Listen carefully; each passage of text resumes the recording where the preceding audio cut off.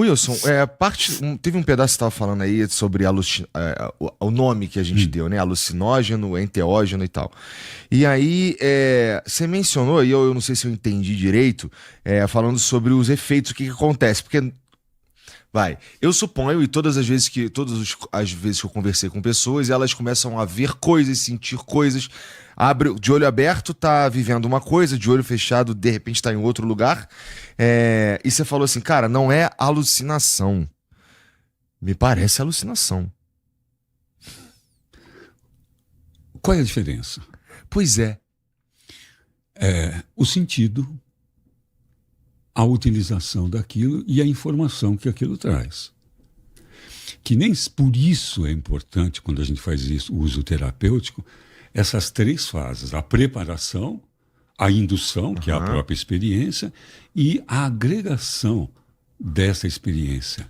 Aí, é agregar aquilo para fazer, o terapeuta vai ajudar a fazer a pessoa achar sentido naquilo na vida. Então, essa integração dessa experiência é fundamental. Quando eu bebia ayahuasca, eu fazia isso e a pessoa nem sabia que eu estava fazendo a integração, que era meu papel. Ele tinha experiência e depois eu ia ajudar a pessoa a elaborar aquelas visões e separar o joio do trigo. Porque nem sempre tudo que a gente vê é informação fidedigna, porque há a mistura do nosso desejo. Então, por isso que tem diversos graus de dissociação. Quando eu já não sei mais se eu sou o Wilson Gonzaga, um sanduíche de mortadela ou o Igor, quer dizer, eu estou completamente dissociado já. E aí eu posso ter grandes experiências nesse nível. Só que depois fica difícil de agregar isso, de integrar, porque eu nem lembro. Então, são diversos níveis que pode ter ali. E nesses níveis que a pessoa ainda lembra da experiência, o terapeuta vai auxiliar ele a integrar isso na vida psíquica dele, sem colocar os seus valores. Na pós, por exemplo, que eu coordeno, o meu módulo são as competências de um terapeuta psicodélico. Quer dizer, peraí, não é porque é terapeuta que você vai... Tem algumas coisas aqui que você precisa entender que não é para... Tem que saber como que faz. E uma das primeiras coisas... Bom, isso qualquer terapeuta precisa fazer isso, independente de ser psicodélico. É ser maiêutico, é ser socrático. Quer dizer, é parir aquilo de dentro dele. E não daquilo que eu acho dos meus valores e da minha experiência.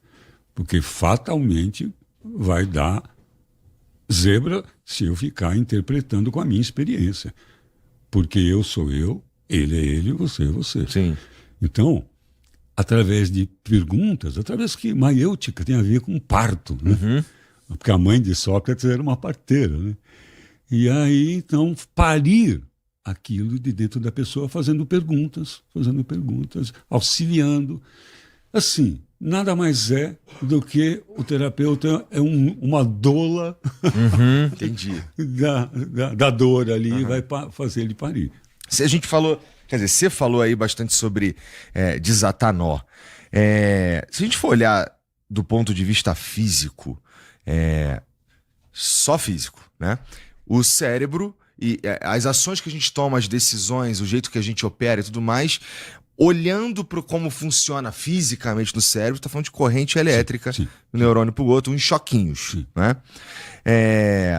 Cara, esses nós que a gente desata quando a gente faz uma terapia, com enteógenos ou alguma coisa assim, a gente está tratando, a gente está ingerindo, por exemplo, alguma coisa física, estamos tomando ali um ayahuasca que vai ter um efeito físico no meu corpo, vai mexer nos choquinhos do meu cérebro, e eu queria que tu me dissesse a relação entre o físico e o, eu não sei, espiritual, mental, eu não sei qual é a palavra certa, mas sabe, o etéreo. O físico e o metafísico. Isso. Beleza, tá bom. É importantíssimo isso. Porque isso é o que diferencia essas substâncias de todas as outras. Tá. E por isso que elas trazem consciência. Porque elas conseguem fazer essa transição. E como que a coisa acontece? Ela vai agir no cérebro praticamente em 2 frentes. resumidamente. Na neurogênese, que o nome já diz, criação de novos neurônios. Tá. O que é muito legal. Até 2003, a gente acreditava que isso não existia, que o cérebro ele não se reproduzia. A gente tinha os neurônios ali e já era. E tal, ia gastando o trabalho, excesso, as maconhas que a gente fumava. Acreditava que as maconhas que a gente fumava, os plantões que a gente dava. Peraí, maconha não mata neurônio? A boa notícia é que não. Ali, ó. Assim... Ninguém está dizendo que fumar é bom, não, veja. Claro que não. Mas é que assim, hoje, né, por conta da medicina canábica, se conhece muita coisa, né? E uma das coisas que a gente coloca é que não era nem da questão da maconha, né? Quer dizer, que o neurônio se refaz. Mesmo que ele seja desgastado, ele se refaz. Então, ele tem essa possibilidade. E algumas substâncias estimulam essa neurogênese. Os enteógenos fazem isso. Mas o que é mais impactante não é nem a neurogênese, porque depois de adulto ela já fica numa outra velocidade, mesmo estimulada. O que impacta é a quantidade, é o absurdo que acontece no cérebro de neuroplasticidade. O que é isso? E por que esse gesto, Calmon? Os velhos neurônios se reconectando de maneiras inusitadas, fazendo parte do cérebro conversar que antes nunca conversavam. Num momento em que o ego cai. Peraí, deixa eu explicar. Porra, ego é uma substância da mente, não é uma substância, é uma coisa mental. Nós estamos falando de cérebro.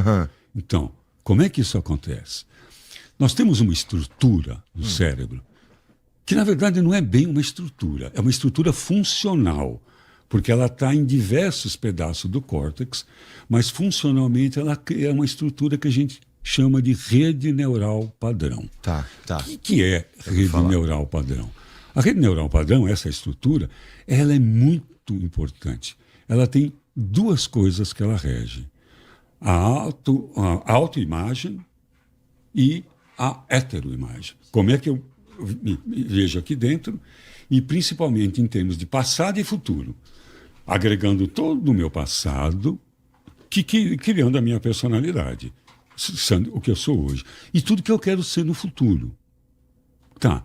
E no presente tem a ver com como é que eu me relaciono com os meus pares, uma vez que eu sou um ser gregário e preciso viver em sociedade. Preciso por quê? Porque a minha essência pede isso, como a gente falou. Eu estava até fora do ar ainda, que se separa, a gente junta, enfim. Muito bem. Rapidinho, a rede neural padrão é um piloto automático que é minha primeira resposta a tudo, geralmente? Principalmente nessas três coisas. Tá. Meu passado, meu futuro, pessoal e como eu reajo com os outros. Então, em última instância, é assim que o ego se manifesta. A gente poderia dizer, então, que a rede neural padrão, de uma maneira resumida, simplória, né, com riscos de cometer algumas gafes científicas, que é a casa do ego. Tá. Muito bem. No momento da psicodelia, a casa do ego buga. E aí é aí que chama dissociação. Dissociação do ego. O ego, ele sai do controle. A minha rede neural padrão, quando eu estou usando os enteógenos, por exemplo, a minha rede neural padrão, ela não é mais padrão, ela se organiza de outra forma. Ela buga. Tá. Ela buga, ela não faz mais aquilo que ela faz. Concomitante, uma chuva de neuroplasticidade, numa abundância incrível, como eu disse, fazendo uma pirotecnia, quando viu-se pela primeira vez numa ressonância magnética funcional, fala, que é isso que está acontecendo com o cérebro? Ele está conversando com partes que eles nunca conversavam e tal, e na prática significa um olhar criativo, inusitado, sem censura, e numa dessa ele pode desatar um nó completamente diferente. Mas isso, então o funcionamento vocês têm prova física que não é você falando, não, eu tive uma experiência. Tem uma prova física que a parada funciona, né? Através do hardware muda o software. Entendi. Chupa a Merck Sharp, chupa a Janssen. Não existe laboratório que consiga fazer isso. né, de substâncias que através do hardware muda o software.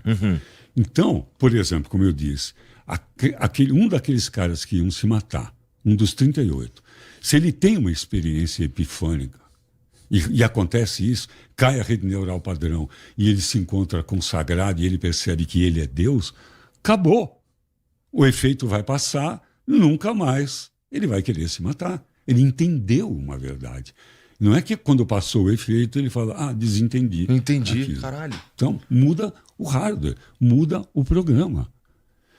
Eu vou dar um exemplo que é muito clássico, que é um exemplo que me chamou muita atenção quando eu estava estudando isso, que é um caso muito sério, que é um caso de uma mulher americana que foi abusada sexualmente muitos anos seguidos por alguém que ela confiava e que ela não tinha a menor ideia que aquele era um abuso, porque ela confiava, se sentia confortável. Eu me lembro que não era o pai, tem anos que eu li isso. Vamos imaginar que fosse o padrasto, um tio, sei lá. E que ela confiava, e foram anos, e ele sentia aquilo que era carinho. E ele manipulava, masturbava. A menina foi crescendo, começou a sentir prazer aquilo. Claro, não tinha a menor ideia do que aquilo estava acontecendo. Carinho, numa região altamente inervada, para sentir prazer, começou a ter orgasmo, até que um dia ela descobriu o que estava acontecendo. Né? Muito provavelmente, o artigo não dizia, mas é sempre assim, isso é um segredinho só nosso, pode contar para ninguém, é só, né, o titio e você, sei lá, eu quem e você e tal.